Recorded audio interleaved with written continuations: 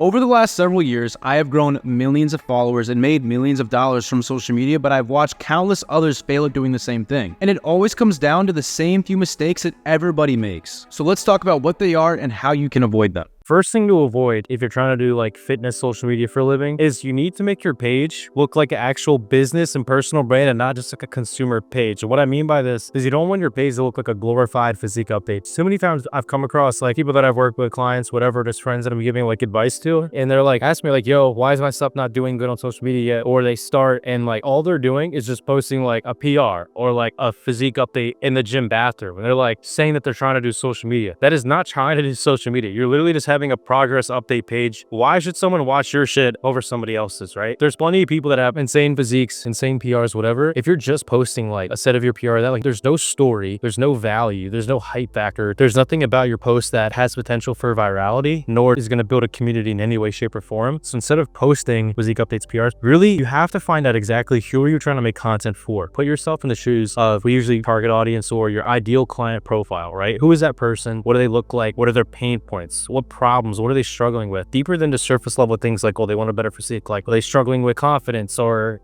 deeper than just like them wanting to lose weight? Why are they struggling with losing weight? There's so many different deeper things. You could really put yourself in the shoes. Maybe even if someone that you were 5 years ago, you didn't know. What did you need to consume content wise that helped you get to your goals? Or what could you teach someone in terms of social media content? You give value to people, whether it's educational value, you're teaching them something so they gain something from watching it. You inspire, motivate someone, or you could just be entertaining. You could be relatable, or you could be comedic, whatever it might be. In order to get someone's attention, you have to give them value in some way, shape, or form. So you posting your PR, your physique update, it's giving zero value at all. You have to humble yourself, realize that type of content sucks, no one gives a fuck, and find a way to know exactly who your target audience is and how can you give value to that person. You need to establish yourself as an authority in whatever you're speaking upon, right? If you go into training for a year and you're trying to teach people how to build muscle, you have no authority. You shouldn't be speaking on that. That doesn't mean you can't do social media. Just find something different that you have experience in that other people might not, and then you can be an authority in that space a little bit. Point number 2 is people suck at doing correct hooks. Like, this is such surface level information, but it's so important because if you don't use it all, you're setting up your videos or content for failure. Hooks are so important. What is a hook? First 0 to 3 seconds of a video. Honestly, the first 1.5 seconds is all you have to capture someone's attention. You could have the best banger video in the world, the best value, the best delivery, whatever. If your hook sucks, no one's going to watch your video. No one's going to get to see the awesomeness of your video. So the hook is the most important thing because you have to have a pattern interrupt. When people are doom scrolling on their page, there has to be something about your video that within the first second or two, it gets the person curious or interested to want to watch your video. So a hook should spark curiosity. It should be a pattern interrupt. It should be something a little bit different, or it should show some of the context of the video. If you're getting value that the person scrolling is in your target audience, they're going to see that and they're going to watch because you are providing value to one of their pain points. Or you could again be sparking curiosity or holding a strong position on something that's somewhat controversial, holding a very strong edge, and that could get someone to watch the rest of the video. There's a plenty of different ways to do hooks. There's 3 different methods in a sense. There's verbal hooks, which is speaking something, saying, here's why you still have a bird chest, whatever. That's like could be a hook verbally speaking, doing a voiceover or a mic'd up video, whatever. Then you could have a visual hook, which could be posing, flexing my pecs. You could also have, very important, a text on screen hook. It could be either similar to the verbal hook or 3 ways to grow a bigger chest while you say a different verbal hook. When you combine all these things together, visual, verbal, and written hook, you're getting a recipe for an amazing hook video. The more senses that you stimulate for someone, the better. You always also want to have a written text on screen hook no matter what, because if someone's in class in a library, their volume's down, you want them to be able to read that video, the text in the first second, and know if that's a video that they might want to watch, and they might save it just so they can come back to it to watch later. A lot of times I see people not putting hooks in their videos, or they'll just put like a verbal hook. You know what I mean? There's no context to it. So if I'm doom scrolling, you got to get me to want to stop scrolling. Whether that's pattern interrupts, keyframes, there's more ways we can kind of talk about it, but I'm going to leave it at that for now.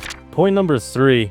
Social media is not too saturated. The reason when I started social media 5 years ago, right? Algorithms weren't a major thing. And because of that, a lot of it was straight trial and error. Are there more creators trying to do social media now? 100%. But a lot of the trial and error has already been done, right? You can find content creators that you can study from, like lower to mid-level content creators who have amazing content, amazing videos that perform well in the algorithm. And you can take those videos and break them down to find what makes a good video, right? What was the visual hook, written hook? What was the music? What were the cuts? How frequent frequent were the cuts? What was the pacing in the video like? What was the editing like? Were there zoom in, zoom outs, keyframes? You can really dissect the whole structure of a video and use that. Don't copy it, but use like the bones or the foundation as key components for when you go making your videos. I think this is extremely important for a brand new content creator to do this. You don't even have to post the videos, you probably should, but to learn what it looks like. Practice making good quality content that is viewer retention based. Any videos that have already been viral for other people obviously have good viewer retention and good hooks, or else they wouldn't have went viral in the first place. So learning what those look like and literally breaking it down, writing it down in notes of like why this video went viral, what value does it give, literally all the key components of the video, writing it down over time, and then maybe making your own content to try to fill in the gaps and mix up a similar with similar pacing or similar hook. Don't copy it, but again, like take inspiration so you at least have like a starting point. I think this is so good for beginner content creators because at least it gives you structure of what a good video looks like instead of posting, like I mentioned before, like those glorified PR physique update stuff. Going back to an earlier point where I talked about how you want to use your account as a brand, as a business, not a consumer. Majority of us, when we wake up in the morning, we doom scroll. We spend hours just bop, bop, bop. Algorithms are so strong now. You need your algorithm to work for you, not against you. So instead of doom scrolling, if you train your algorithm correctly, every morning where you're just spending 20 minutes scroll, you could using it as market research. To retrain your algorithm, you should start engaging with influencers or content creators that you yourself like their content because you could see yourself making somewhat similar content, whether you like their delivery style, you like the type of value they give in their videos, you